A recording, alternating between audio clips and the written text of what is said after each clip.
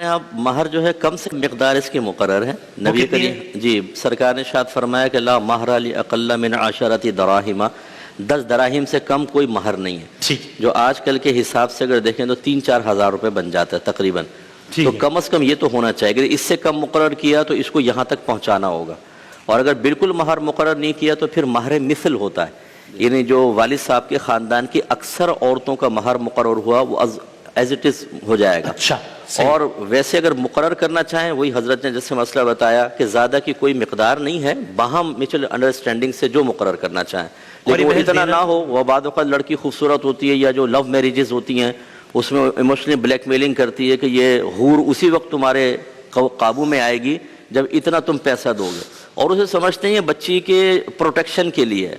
protection اس سے کہاں ہوگی پروٹیکشن ہوتی ہے تعلیم سے تربیت سے پیار سے محبت سے اچھا ماحول بنانے سے ہوتی ہے ورنہ ایک شادی ہو رہی تھی اس میں بہت بھاری ڈیمانڈ کی مہر کی جو مجھے بتایا کسی نے جھوٹ گردن راوی تو اس نے کہا کہ وہ 20 لاکھ روپے مہر اس نے کہا لڑکی نے ڈیمانڈ کی عین اس وقت نکاح کے وقت انہوں نے 20 لاکھ دیا اور وہیں طلاق دے کر چلے گئے اگر فرض کر لیں یہ صحیح ہو تو بعد ایسے ضدی بھی ہوتے ہیں اور دماغ ہل جاتا ہے کہ یار تم اتنی ڈیمانڈیں کر رہے ہو میں نے خود کئی نکاح پڑھائے اور اس میں ایسی ہوتا ہے مہر پہلے تھا 50,000 لکھوانے لگے جی 3 لاکھ لکھیں بھائی یہ آپ ایک دم اچانک آپ کی ڈیمانڈ اب لڑکے والے بھی گھبرا جاتے ہیں وہ کہتے ہیں یار اب ہم کچھ کریں گے سارے رشتہ دار بیٹھے ہوئے مسئلہ ہوگا اب آپ خود دیکھیں آپ نے بچی کو کس مصیبت میں مبتلا کیا 3 لاکھ سے کیا ہوتا ہے آج کل لیکن آپ نے کر دیا وہ لڑکی جائے گی تو اس کو تانے نہیں ملیں گے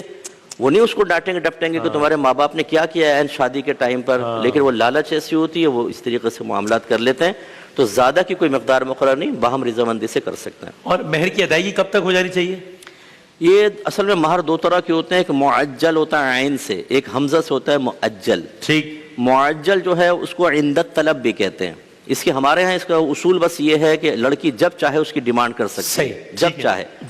اور شوہر اگر نہ دے تو اس کو قریب آنے سے روک سکتی ہے اور سفر پہ جانے سے منع کر سکتی ہے میں نہیں جا رہی اچھا ٹھیک اس میں چاہے جسمانی تعلق بھی قائم ہو جائے تب بھی لڑکی کو یہ حق ہمیشہ باقی رہے گا جب تک مہر معجل ادا نہ ہو اور جو حمزہ والا ہے وہ یا تو اس کی مدت مقرر ہوتی ہے یہ تعجیل سے ہے یعنی مدت مقرر کرنا 20 سال 30 سال اور ہمارے عرف میں ایسا ہے کہ موت کے وقت یا طلاق پہ پھر دیا جاتا ہے یعنی شوہر نے طلاق دے دی تب دیں گے یا شوہر فوت ہو گیا تو پہلے مہر لے کے اس کو وراثت کے مال میں عورت کو دیا جائے گا پھر وراثت تقسیم ہوگی اور عورت مر گئی تو پہلے شوہر سے مہر اس کے مال میں شامل کروایا جائے گا پھر عورت کی وراثت تقسیم کی جائے گی اچھا